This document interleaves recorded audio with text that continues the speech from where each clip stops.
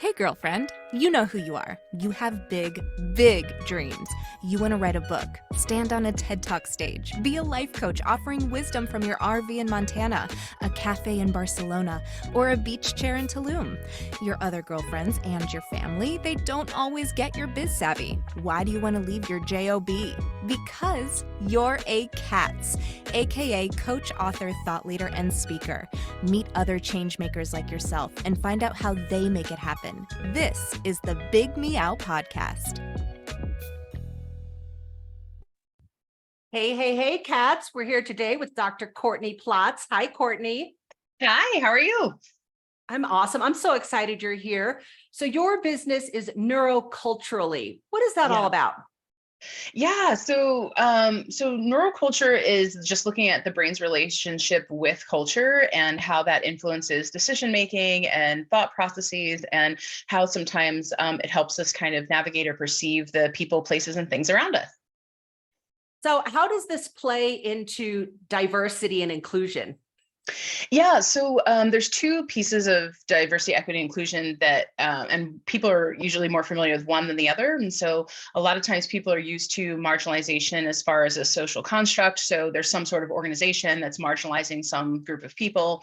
But there's actually the psychological side of things, which is how people's brains respond when the culture is not something that they're used to, or the culture has different kind of norms than they're used to. And so people use marginalization as a tool to cope with that stress. So those are those two differences. And so I really wanted to create something that people could kind of just look inward and understand culture from that perspective. And again, another kind of misnomer about culture is that people always think ethnic culture, when in truth, there's, leadership culture, collaborative culture, cognitive culture, how we think about culture, and then also community culture, how you build support. And so what I help people do is measure their understanding of those things and then build strategies to help support them, whether it's in the workplace or a learning environment or just in their personal life.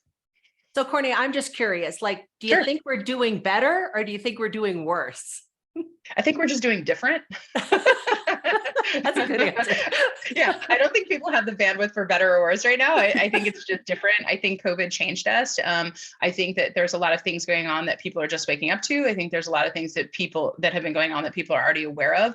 But I think we just need different because we're different. And so that's kind of how I see it. I don't think there's necessarily a better or worse. That's for people to decide themselves. But I definitely think that there's a different that everybody has the option to do if they so choose. I think that's a really important point, is if they choose. We were just talking about this, that, there's a lot of people out there that love to talk the talk, right? Mm-hmm. Like, I'm so inclusive, I want to help others. But when it comes time to actually show up, the part where people aren't watching, they don't always follow through. Where do you think that's coming from? Yeah, well, I think since COVID, a lot of people had a front stage to things like George Floyd and Breonna Taylor. And I think people just had such a reaction to do something. And so a lot of people committed to things that they didn't necessarily understand or would give the longevity to what they were attempting to do. And so now when there's smaller opportunities to show up, it's like a lot like in person, up front and close and personal, they almost can't do it just because it's just so overwhelming. And there's so much work. When you say terms like diversity, equity, inclusion, there are so many things to unpack just in that statement, depending on your intersectionality, depending on, your life experiences, race, gender. I mean, there's just so many things. And so I think there's an expectation when you hear that term that everyone has to overcommit all over the place, which I think is very dangerous, where it's like, no, you just have to work with the people in front of you. And if you want to be on the bigger stage, the bigger, those bigger pieces, that's fine. But, definitely look at your personal bandwidth to see how effective that's going to be, not only for yourself to be able to partake, but the people who you're trying to ally with. Absolutely. You and I were talking earlier, and that term cultural unfamiliarity, like we've talked about that. Why do you think people react differently to things that they just aren't comfortable with or unfamiliar with? I mean, what's at the core of that? Yeah, I think it's just human nature. I think that, again, just after COVID, everybody's fear and trigger meter is up more than it would be anyway. So whatever was kind of, sketchy to your brain before is like doubly sketchy now. And I think there's been a lot of Mega reevaluation. sketch. Yeah, super sketch. And there's been a lot of reevaluation of people's relationships. So a lot of relationships have broken down, a lot of relationships have been built up. And I think that's made people kind of reassess their network as well, whether that's business or personal, and really kind of what that looks like and who can be involved and who should be involved. Especially if you're a visionary, right? Like you need people that you don't need people that see the vision, you just need people that support it. Right. And so for a long time, it's just like, oh, someone has to see your vision. Well, not necessarily. Right. If they can support you accomplishing the vision, then that's good. Right. But sounds good to me. Everyone. Yeah. It really takes a lot of effort to explain everything. Yeah. And not everyone has the capacity for vision. Right. So if you're just seeking that co-visionary, that may be very difficult to do. Right. So just really recognizing, just the different type of scope that you can have in your network that can support you.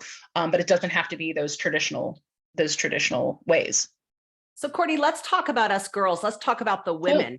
How's it going for the women, right? I mean, how are they faring in this whole mix these days? I can't speak for all women. I can only speak for the women that I work with. And the last 3 years, the trend has been kind of overwhelmed, confused, and ready for something new. But not necessarily sure what that is, whether that's changing jobs, whether that's starting a business, whether that's per your podcast, being a thought leader in a van in Montana.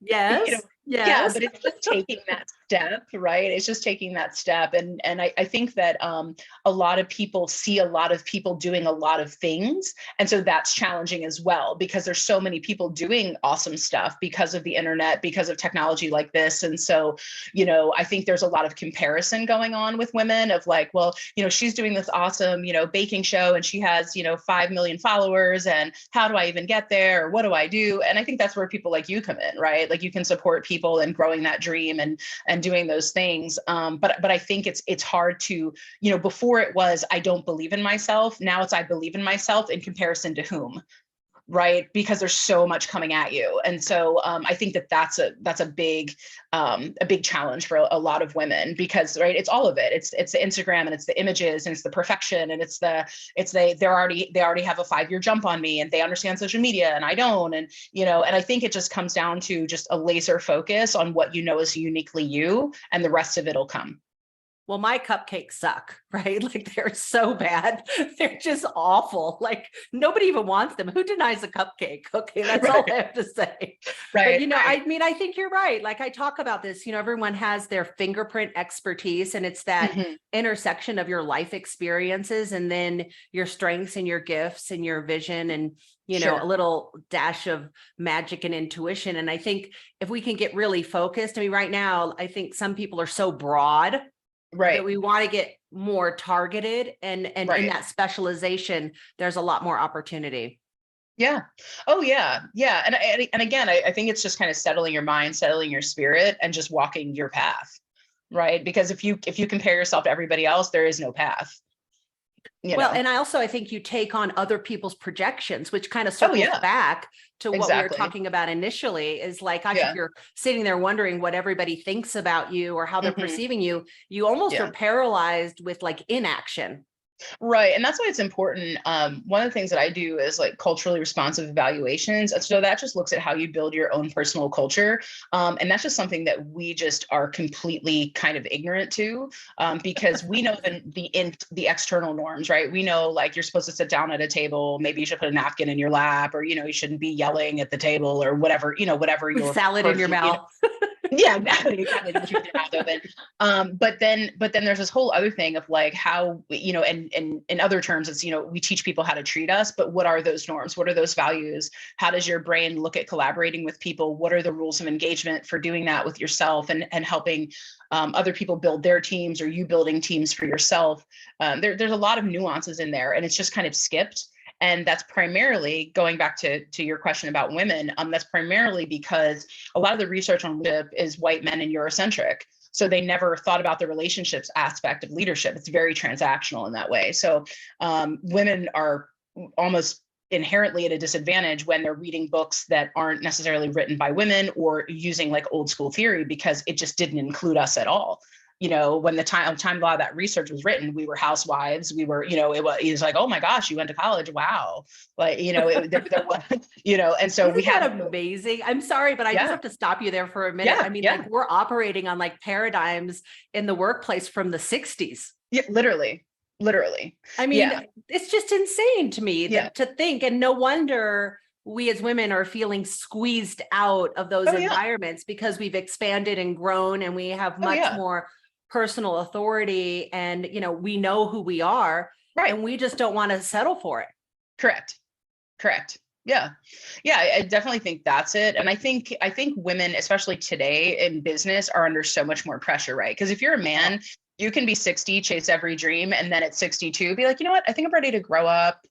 I'm gonna get a 30-year-old wife, gonna have some kids. As women, we have to make those calculations early.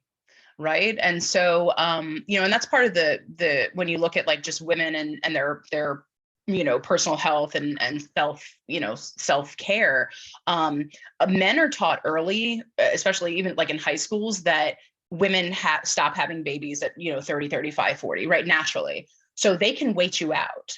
Right. In relationships, they can wait you out. So it's either I don't have to change because you're on a clock, I'm not. And so then what do women do? They lower their standards to be with someone because they're just like, oh, I want a family, I want a baby. And then they're miserable. So we have to start teaching young men earlier that it's not about she starts having babies at this age and she stops having babies at this age, but to value her as a person and live the dream and build the dream with them. Yes, we all have a higher purpose than baby machine. Yeah. Hello. And funny, all the women I know in our 50s, they're like, I need to find my 25 to 32-year-old husband. Oh. Hey, so there's all of that, right? Right. Which, if my husband keeps acting up, that may be my lot. I'm telling you, there's this whole other agenda going on that we're not even going to unpack today. But right, no. That's a different show. So, I mean, I want to just circle back, Sure. to this, something you said about creating your own culture. Like, I'm just in love with that idea. Like, I kind of live in my own microcosm, right? And it's got a lot of cats in it. So, they don't talk back. They're very loving, like they're very supportive. But how do you build your own culture when you got to deal with other human beings? Yeah, so part of it is just, it's really understanding and I won't get into it here, but there's just kind of 5 areas that you assess. Part of it is some of your self-identity. Part of it is how you initiate engagement with other people. And once you know that, that's how you engage with other people. So you already know, like, everyone's working at a deficit because people know what triggers them most of the time, right? But they don't know how to introduce themselves into an environment or a group of people to kind of prevent those things from happening, because they don't know their self-culture, right? They don't know they know their general norms and values, but they don't know personally what that looks like as far as networking, business building, relationships. And so it's just really important. And everyone's looks different. There is no two people that are the same. So there's going to be definitely nuanced differences across the board. So what's next for you? I know you've got all kinds of books out there and that people can learn from. Like, what do you know about that? Yeah, so I'm super excited. So I just literally sent another book to the publisher yesterday, and it's looking at the 9 types of people you need in your network, successful architects. Putting in people in your network who kind of, just going back to the point I made earlier about, it's not necessarily the visionary that you need. It's just someone who can support your vision. So there's that. And I have the awesome privilege. I was starting conferences this year and I'm super excited about it. But before I kind of went off on this new venture, I really wanted to kind of live what I believe. And I believe we should always be giving back. And so one of my former students started a business, and she started about 3 years ago. And so I'm super excited to do conferences with her, just to kind of support her and her business and her dreams, and just kind of give back in that way before I kind of continue on my journey. So I think transitions deserve transition. And that's kind of, to me, what succession planning looks like when you're kind of a business of one. And so, I'm just super excited about it. I love hearing about that, because I do feel like that's a big thing for women to do, is when you're at a certain point in your career, to turn around and mentor. Oh, yeah. Because I remember, like we were talking before, my 30-year-old self sure needed some help, Yeah. right? Yeah. And it would have Yeah. been great if I had some mentors. I did have one woman who was profoundly helpful to me. She kind of took a beat and was like, hey, I'm going to help you out. And it really, when I look back, was a big pivot Yeah. in my life, just having someone who went ahead of me saying, you can do this. Yeah. Because I was like, what the hell is going on? And, Right. am I crazy to pursue this path? Yeah. Yeah. Yeah. And it's just investment. And I think it's just succession planning on a global scale. I don't, need her to do anything for me or want her to do anything for me. I just have access to things that she doesn't. And if I can share them with her, then fabulous. Right. And particularly because I'm a woman of color in business and she is as well. And we're not always represented in the same spaces, particularly in coaching spaces, counseling spaces. And so, I just, if I can increase that as well, that's important to me as well. But all women, right. It's not it's not limited to that. That just happens to be my experience and her experience. So yeah, that is my vision for C.A.T.S Network, is just creating this space where people can make these connections and find the resources and the ideas and actually the human support to do something that maybe you wouldn't do if you were all alone, isolated in your own little silo. Exactly. Yeah, I love that. I think it's just going to be really beneficial for people. So where can we find you, Courtney? Oh my gosh, it feels like everywhere. That's what I've been told. I'm all over. Yeah, so you can go to my website, CourtneyPlottsPhD.com, or you can find me business-wise at neuroculture.org. And I'm really excited just to connect with anybody, and I'm excited to be in the network, so it'll be fun. Thanks for being on the Big Meow. Yeah, thanks for having me.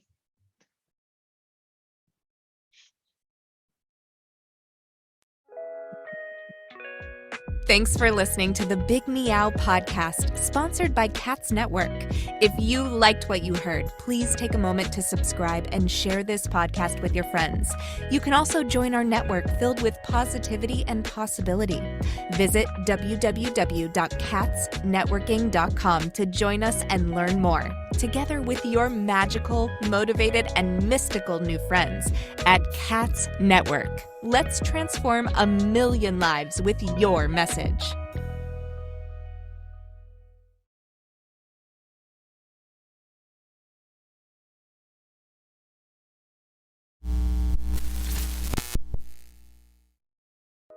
Are you feeling isolated, sitting at home in your PJs? Or perhaps you're tired of the comfy sweatpants with holes in them that are hidden just below the camera? I mean, you could puke at the thought of another day of Zoom meetings and reporting to your BOSS. Do you want freedom from your home office desk or the office cubicle? Do you want freedom from your current career? Or are you frustrated that your online biz dreams are going nowhere? It's all too overwhelming. Where do you start? All the tech, the choices, and your message. Yep, I said your message, your brand, your voice. What is it? Do you even know what that means? Do you need a biz coach but don't want to invest the big bucks? Let's face it, being a solopreneur is lonely, but you don't have to do it alone. And here's a solution. Join C.A.T.S Network. C.A.T.S Network is a woman-only membership community exclusively available to you, the life coach or executive coach, the author, the thought leader, or the public speaker. If you identify with this list or want to work on adding some of these to your skill set, C.A.T.S is the place for you. Check us out at www.catsnetworking.com. That's C.A.T.S networking.com. Because let's face it, cats are better together.